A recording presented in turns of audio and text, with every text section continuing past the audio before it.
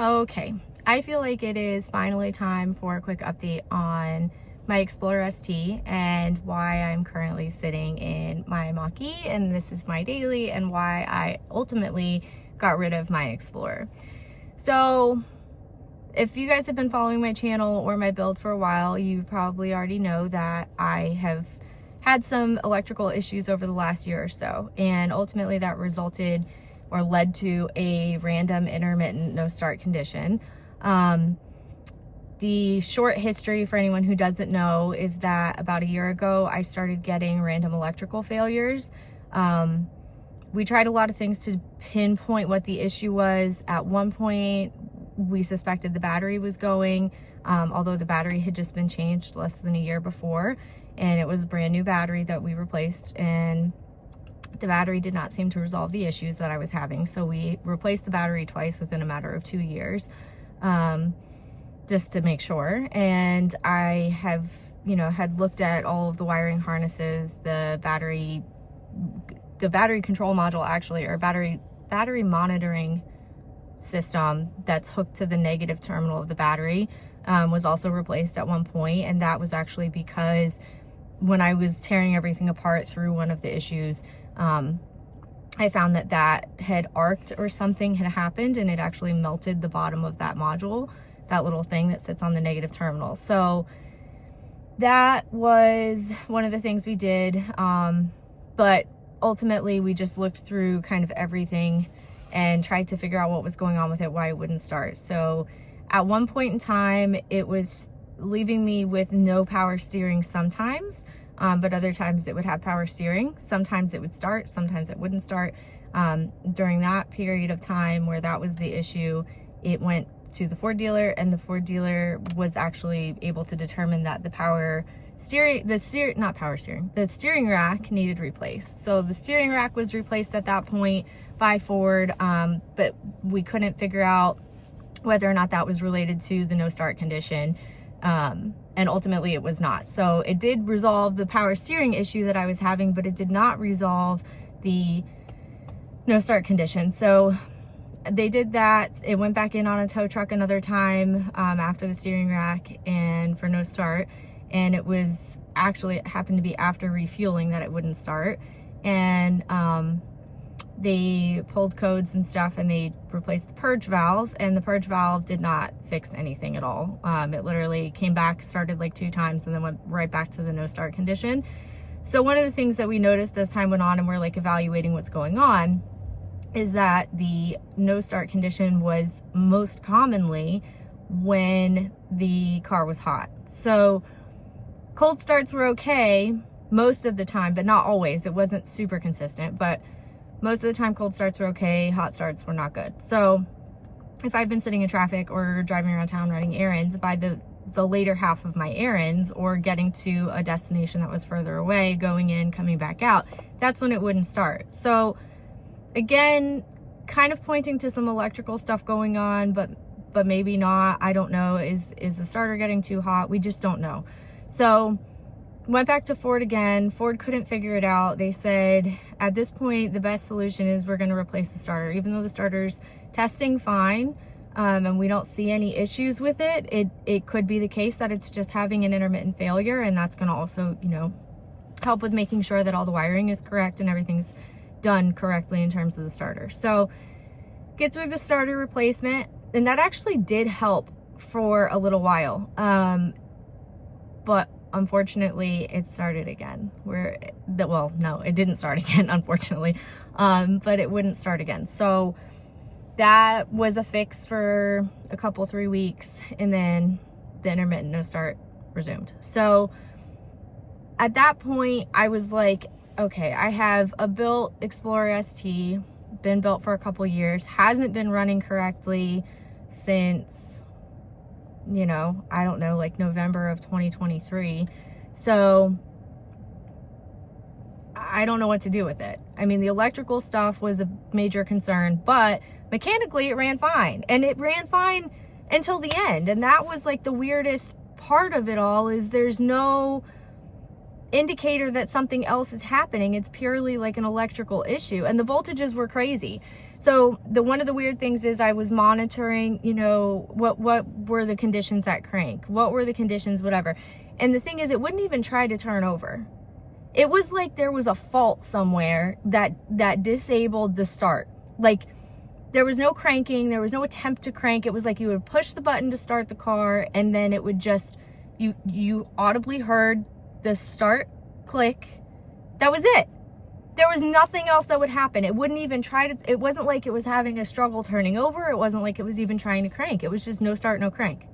So the other weird thing is it's not even sending the voltage, like it's not even sending the signal to the starter to start the car. So it's not even like it was trying to start it. It was like you would push the button and it was like almost like someone had snipped the wire, like it, but the ECU saying like, hey, I'm not even sending any power to the starter to do it. So other times when it would start, it did send it. So ultimately I was like, okay, Ford can't figure this out, I can't figure this out, this needs to go to RSA. Well, the unfortunate part of that is that RSA also couldn't come to a determination on what the issue was. So I had it towed down to RSA, and they pulled everything apart. I mean, we did find that I had been running hot, which is what Adam, my tuner, had told me. And that was when he was like, hey, like, actually that was right after Streetcar Takeover. And he was like, hey, we need to find like a cooling solution for you because you're running hot. At that point in time, it wasn't like concerningly hot to the point where like it needed to be dressed immediately and I shouldn't be driving the car. But it was like, if you plan to continue competing and you want to keep running it like this, you're fine on everything except for cooling. Your temps are getting a little high. Let's address that. So we started looking into solutions for that. And that was really when the electrical stuff started to intensify and became more of a concern. In terms of like modules were failing, losing communication with the PCM, that sort of thing. So RSA could tell that like things had been running hot, but there was no obvious source of the heat. That was one of the weird things. So it seemed like the cats were being cooked a little bit, like getting a little melty. So we had some issues with that and some concern there. But otherwise there was no issue. So the oil was clean. The oil, I mean, like the filter, the pan, the oil itself, everything was clean. Everything was good to go. We actually sent it down thinking this is going to be the converter. Like, watch this be the converter has come apart or is having an issue and we need to put a new converter in. So I did. I sent a Suncoast converter down with the car to have them put it back in when they put it back together, knowing it was going to be torn down. No, we drained the transmission, refilled it. Transmission was clean. There was no glitter. There was nothing concerning. I mean, it was just, filter was clean. Everything was working properly. It was just really bizarre. I mean, it's just one of those things where sometimes there's not going to be a solution and there's not going to be an answer that's straightforward. And I think that's where we ended up, was there was no straightforward answer. And one of the things too is we had tried pretty much everything short of dropping the engine completely. So when I was on this mission to like figure out what's wrong with it, fix it one time, and then enjoy the car again and be able to use it, I told them, I was like, you know, do what needs to be done. Like, we have to figure it out, because I was really dedicated to not getting rid of the car. I mean, I really, like, mechanically it was fine except for the starting. And that was what was so frustrating, is like, times are still consistent, it's still running well, like it's still like sounds good, like there's no issues with it except for that it won't start sometimes. And like, if it was a dedicated track car and I could just cold start every time, or just, you know, have the ability to like wait for it to start when it felt like starting, then that would be great. But like, it's also my daily, like I really like needed that to be reliable. And like, it is frustrating when you go to the grocery store not knowing whether or not you're going to be able to take your groceries home afterwards. And that was where I was at, was every time,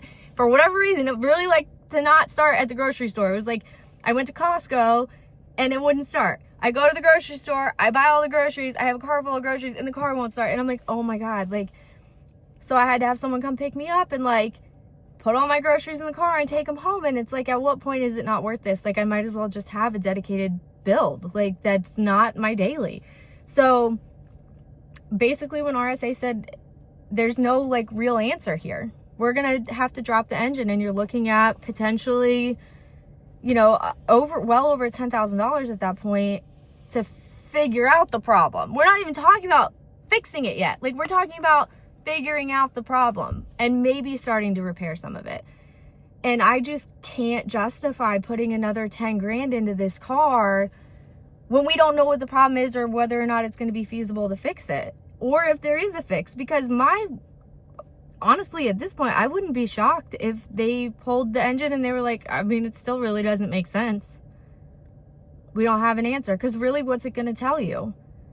If there's, you know, play in something, if the whatever, if, you know, I don't know. I'm not like spinning bearings. I'm not having like other issues. Everything's clean. I mean, they put a bore scope down the cylinders. They checked all the rods, all the pistons. I mean, everything was perfect. It's really bizarre. When you took they said when you take the transmission out, drop the transmission, use the alternator, or not the alternator, use the starter. Sometimes it'll start, sometimes it won't. It's just frustrating. And at that point in time, I'm like, I have to figure out a solution. And the other thing is, one of my biggest concerns, not concerns, but one of the biggest factors for me was, I'm at a point where realistically, I haven't done any major damage to the car. The fact that it won't start and no one can figure out why it won't start is really a problem. But I also am at a point where I haven't done any major damage, and I can put this thing back to stock. I can either keep or salvage, I can salvage. I can either keep or sell all my parts because they're still not screwed up, thank God. And then I can move on. Whether I build another Explorer, whether I build something else that's like a dedicated build, I mean, I can do any of those things. And so that ultimately was my decision, was rather than spending the money to drop the engine, put it all back together. And I told that was like honestly one of the hardest calls to make. It was the advice that I would have given anybody in my position. And from the outside looking in, like, yeah, obviously it makes a lot of sense that you would not continue to like play games with whatever is mysteriously going on with the car. But I mean, mind you, like, I don't even want to know how much money I had into that. That's just part of the game. But like, I would have told anyone else the same thing, but it still sucks. Like, it still was like my build. It was still the thing that I like loved. And yes, it was my daily, but like one of the most frustrating things for me was like, it wasn't even like I got to do something cool. Like, I like had to, but I mean, at the same time, like, if I had ever turned it up enough or said, yeah, like, let's send it home, like, I wouldn't be, you know, able to sell the parts, and I wouldn't be able to like use them again or whatever. So it sucks, but I miss it, and I do have a special place in my heart for that car. It's gone. So intermittent no start, genuinely no solution.